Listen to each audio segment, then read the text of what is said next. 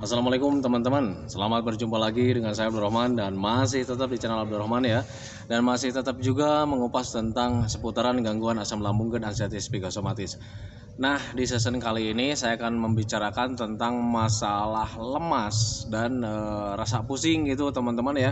Karena untuk orang-orang yang terkena gangguan asam lambung dan anxiety psikosomatis sangat sering sekali mengalami lemas gitu teman-teman. Kemudian suka agak pusing gitu.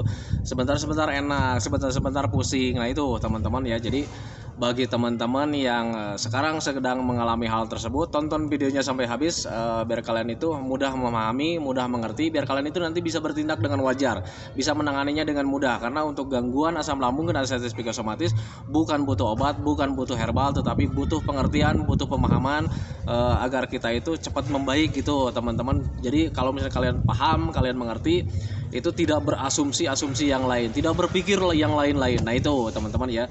Nah, makanya bagi teman-teman yang sekarang sedang mengalami hal tersebut, tonton videonya sampai habis, jangan di skip ya. Nah, itu teman-teman ya.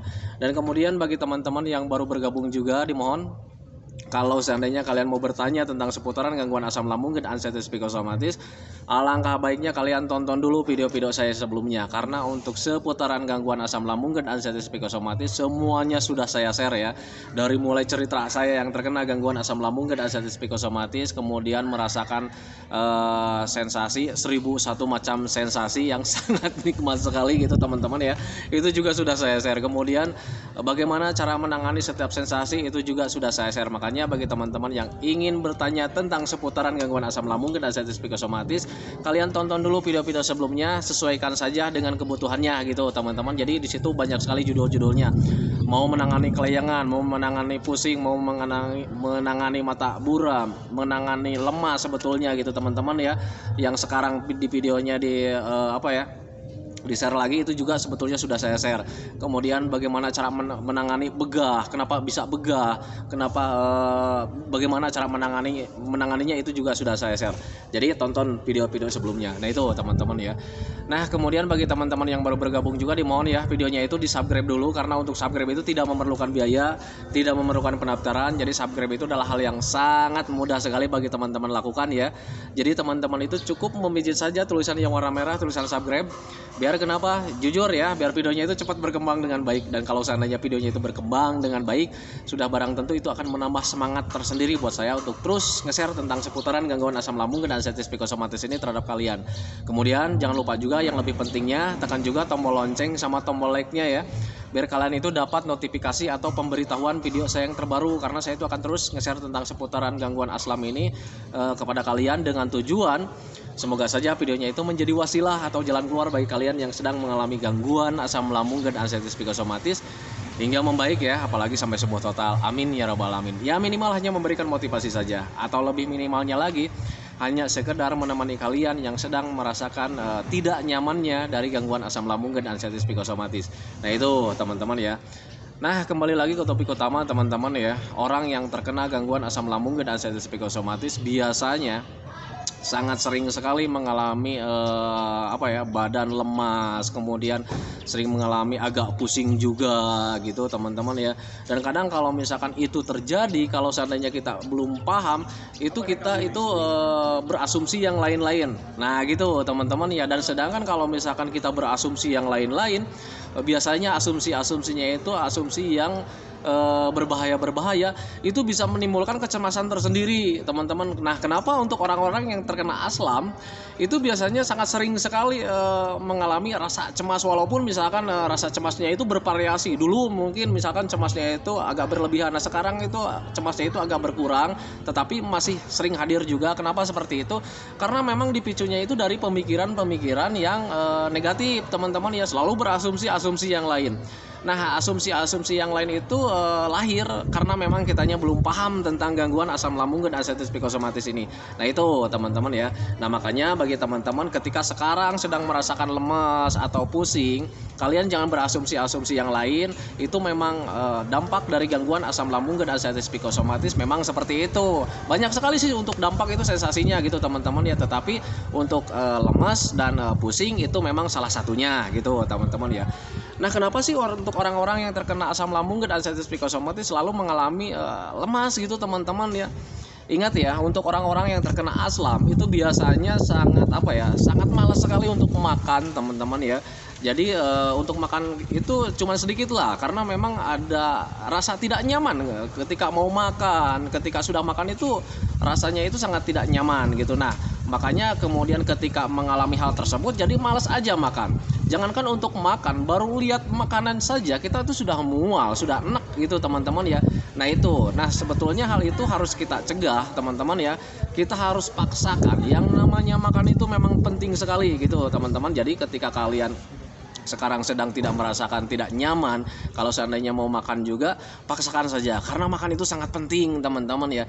Ingat, kalau seandainya sebuah kendaraan itu motornya tenaganya itu memang dari bensin, dari solar mungkin gitu teman-teman. Nah kalau manusia ya tenaganya itu dari makanan. Nah makanya makanan itu sangat penting sekali.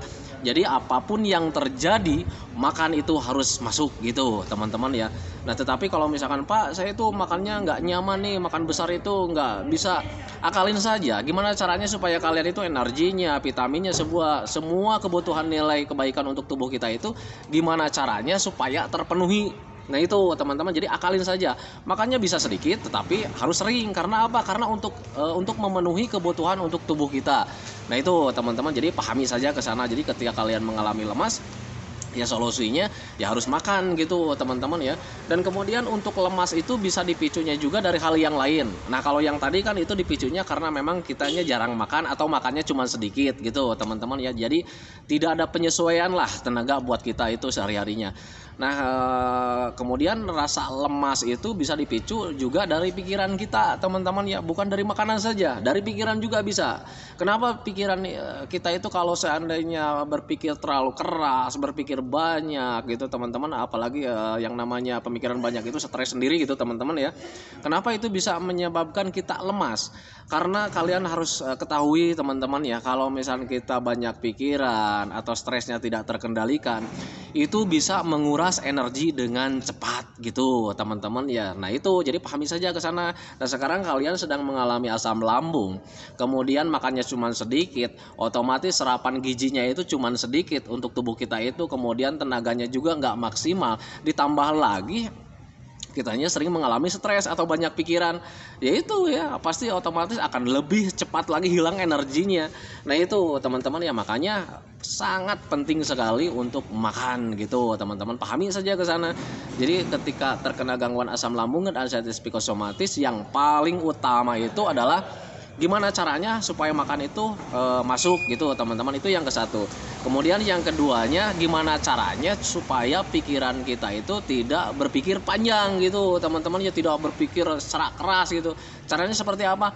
Mengalihkan saja pemikiran-pemikiran negatif gitu teman-teman. Dengan cara seperti apa? Sering melakukan hobi yang menyenangkan. Cuman itu sih sebetulnya ya, untuk mengalihkan pikiran itu cuman melakukan hobi-hobi yang menyenangkan. Nah itu teman-teman ya. Tetapi karena memang untuk orang-orang yang terkena aslam, biasanya itu untuk mengalihkan pemikiran itu sangat sulit sekali.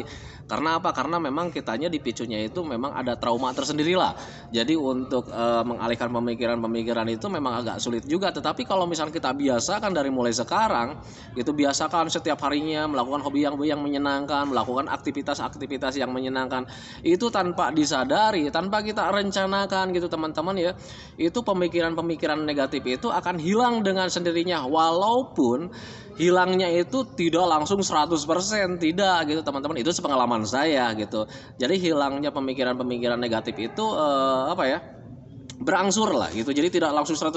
Mungkin hari ini cuma beberapa persen, besoknya beberapa persen lagi, besoknya lagi ada peningkatan, besoknya lagi ada peningkatan. Nah itu teman-teman, makanya mulai dari sekarang biasakan saja gitu. Jadi untuk mengalihkan stres atau pemikiran-pemikiran negatif itu harus banyak melakukan hobi-hobi yang menyenangkan.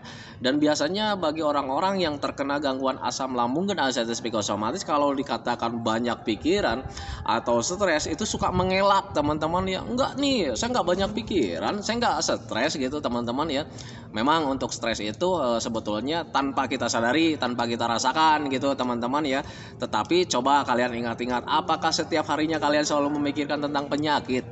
Apakah setiap harinya kalian itu selalu memikirkan tentang keadaan diri sendiri, atau setiap harinya itu kalian itu selalu mengingat-ingat tentang sensasi atau dan sebagainya. Nah itu teman-teman, dan kalau seandainya kalian selalu berpikir tentang itu, bahkan di setiap menit, setiap jam, setiap hari, nah itu kalian itu tanpa terasa, tanpa kalian sadari, itu kalian itu sudah berpikir keras gitu teman-teman. Untuk stres itu ya berpikir keras lah gitu teman-teman. Bukan berarti kalian stres itu gila, bukan teman-teman ya, tetapi kalian itu berpikirnya itu terlalu berlebih ya.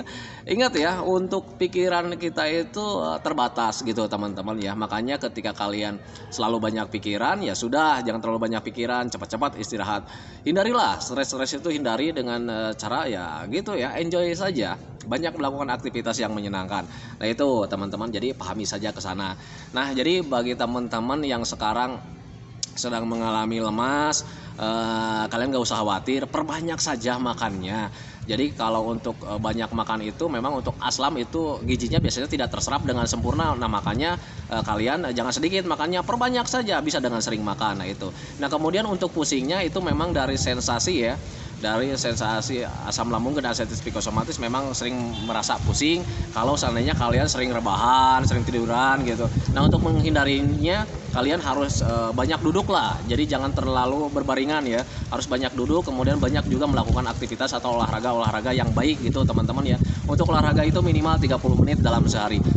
Di setiap pagi kalian harus jalan-jalan saja sambil olahraga, sambil berjemur, biar kalian itu cepat membaik. Nah itu teman-teman ya.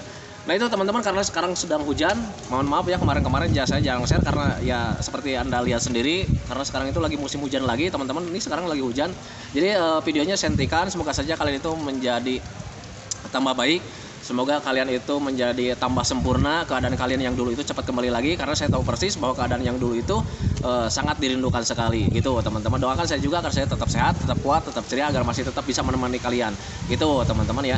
Sentikan videonya teman-teman ya. Assalamualaikum warahmatullahi wabarakatuh. Ya.